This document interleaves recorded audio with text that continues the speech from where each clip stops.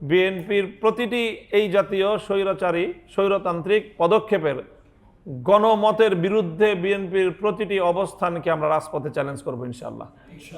আমরা চাই না বেগম জিয়ার সন্তান শেখ হাসিনার আনুগত্য করুক। আমরা চাই না বেগম জিয়া এবং শহীদ জিয়াউর রহমানের সন্তানের পরিণাম শেখ হাসিনার মতো হোক, এটা আমরা চাই না। আসসালামু আলাইকুম ওয়া রাহমাতুল্লাহ।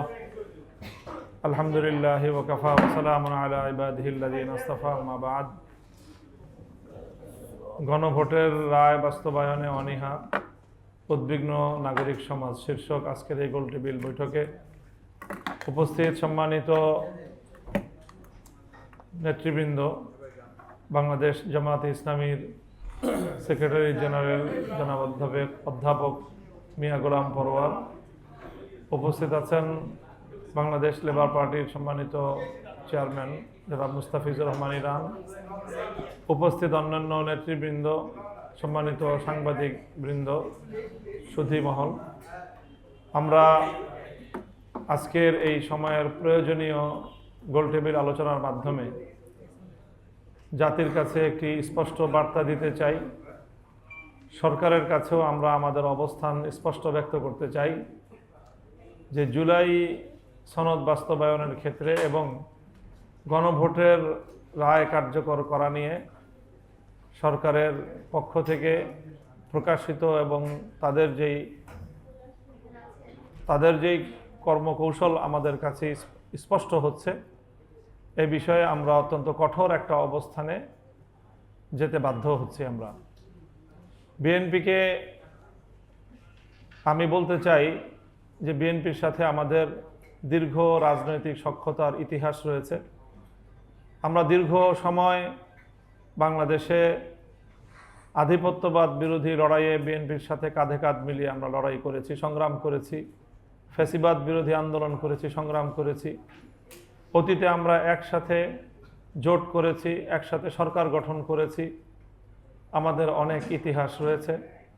বিগত নির্বাচনেও এই ত্রয়োদশ সংসদ নির্বাচনকে কেন্দ্র করেও আমাদের দল বাংলাদেশ খেলাফত মজলিস বিএনপির সাথে আমরা সমন্বয় করে একসাথে নির্বাচন করারও চিন্তায় ছিলাম। আমরা একটা দীর্ঘ সময় পর্যন্ত আমরা বিএনপির সাথে জোটবদ্ধ হওয়ার চিন্তাটা পজিটিভভাবেই দেখছিলাম, কিন্তু কেন আমরা সেখান থেকে সম্পূর্ণ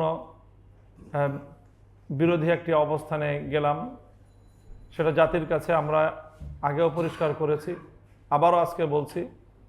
যখনই আমরা দেখেছি যে বিএনপি এই জুলাই সনদকে কার্যকর করার ক্ষেত্রে, তার চেয়েও বড় করে বলতে গেলে জুলাই বিপ্লবের স্বীকৃতি প্রদান করার ক্ষেত্রে বিএনপির গড়িমসি, আমাদের কাছে মনে হয়েছে যে এত মানুষের রক্ত, ১.৫ সহস্রাধিক তাজা প্রাণের শাহাদাতের বিনিময়ে অর্জিত এই বিপ্লব, ৩০ সহস্রাধিক বাংলার দামাল সন্তানদের, যুদ্ধাহতদের তাদের যে করুণ অবস্থা, তাদের যে পঙ্গুত্ব, তাদের যে অসহায়ত্ব, এখনো পর্যন্ত তারা হাসপাতালের বিছানায় ছটফট করছে।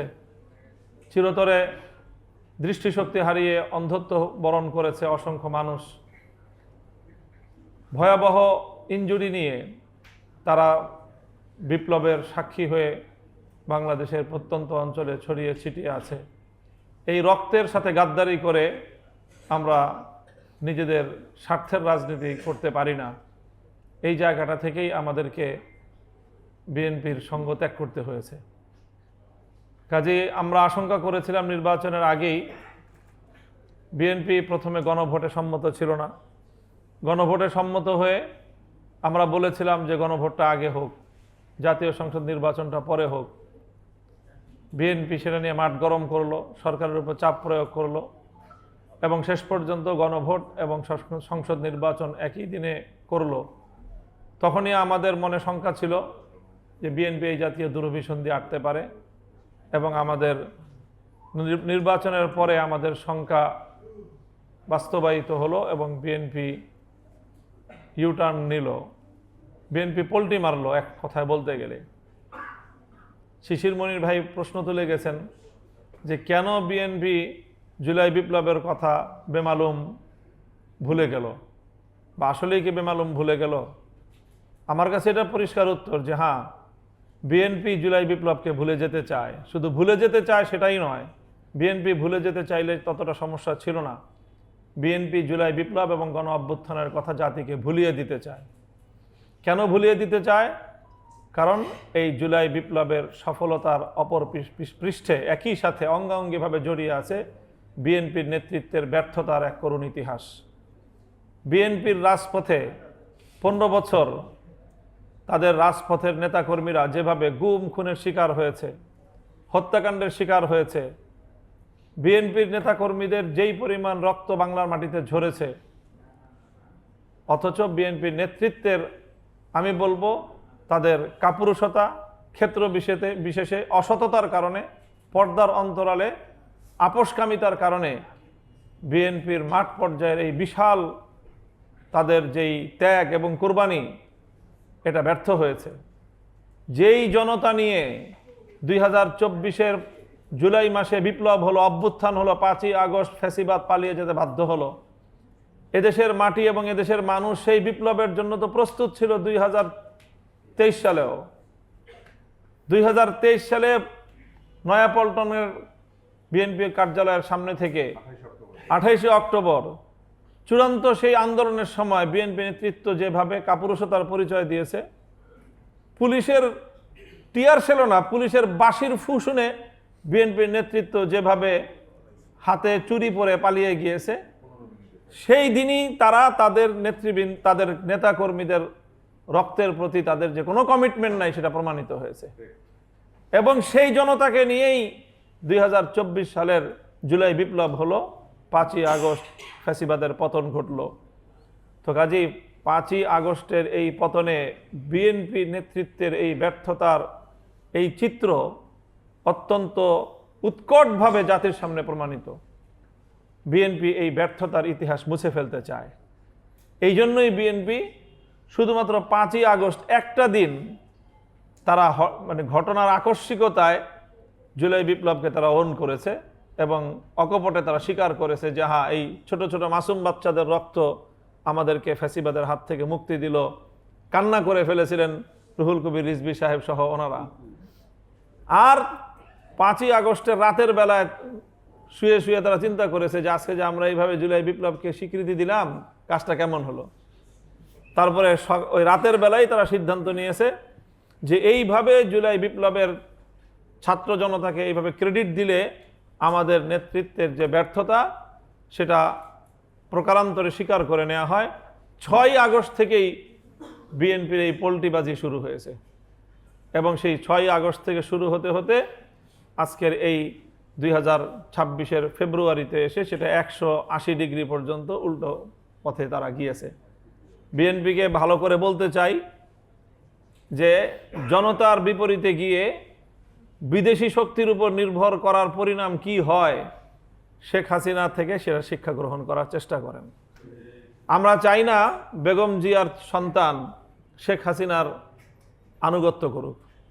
আমরা চাই না বেগম জিয়া এবং শহীদ জিয়াউর রহমানের সন্তানের পরিণাম শেখ হাসিনার মতো হোক, এটা আমরা চাই না। কাজেই গণভোটের যে রায়, 68% মানুষ গণভোটে হ্যাঁ ভোট দিয়েছে। আর বিএনপি ধানের শীষে ভোট পেয়েছে ইঞ্জিনিয়ারিং এর পরেও 50%-এর কম। তা আপনারা 50%-এর কম জনগণের ম্যান্ডেট নিয়ে 68% জনগণের ম্যান্ডেটের বিরুদ্ধে লড়তে চান, এতটুকু রাজনৈতিক বোধ তো থাকা উচিত।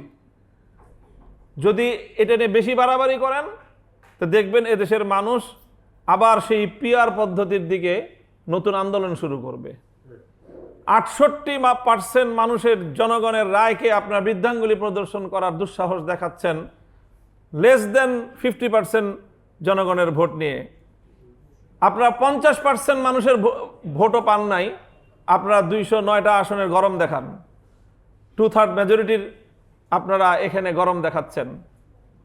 কাজেই আমরা শহীদ প্রেসিডেন্ট জিয়াউর রহমান, বেগম খালেদা জিয়া আপসহীন আমরণ আপসহীন নেত্রীর তাদের যেই দলীয় অবস্থান, তাদের যে দলীয় আদর্শ, সেটাকেই আজকের এই বিএনপিকে অনুসরণ করার উদাত্ত আহ্বান জানাবো। এবং আমাদের শেষ কথা হলো এটাই যে গণভোটের রায় কোনো ধরনের চুলচেরা ছাড়াই, এটাকে কোনো ধরনের কাটাছেঁড়া ছাড়া এটাকে অক্ষরে অক্ষরে বাস্তবায়ন করুন। দেশের আমরা বিরোধী পক্ষে যারা রয়েছি, রাষ্ট্র পরিচালনায় আপনাদেরকে সর্বতোভাবে সহযোগিতা করব। আর যদি আপনারা টালবাহানা করেন, আবারও সেই কথাই বলছি, বাঙালিকে হাইকোর্ট দেখাতে গেলে জনগণ কিন্তু আপনাদেরকে রাজপথ দেখিয়ে ছাড়বে ইনশাআল্লাহ। আগামী 24শে এপ্রিল বাংলাদেশ খেলাফত মজলিস এই ইস্যুকে নিয়ে রাজপথে নামছে। ইতিমধ্যে আমাদের পক্ষ থেকে গণসমাবেশের ঘোষণা দেওয়া হয়েছে এবং আমরা বিএনপির প্রতিটি এই জাতীয় স্বৈরতান্ত্রিক পদক্ষেপের গণমতের বিরুদ্ধে বিএনপির প্রতিটি অবস্থানকে আমরা রাজপথে চ্যালেঞ্জ করবো ইনশাআল্লাহ। আমি আপনাদের সকলকে আন্তরিক অভিনন্দন জানিয়ে, আপনারা যারা আজকে আমাদের এই কর্মসূচিতে অংশগ্রহণ করেছেন, সকলকে আন্তরিক কৃতজ্ঞতা জ্ঞাপন করে বক্তব্য শেষ করছি।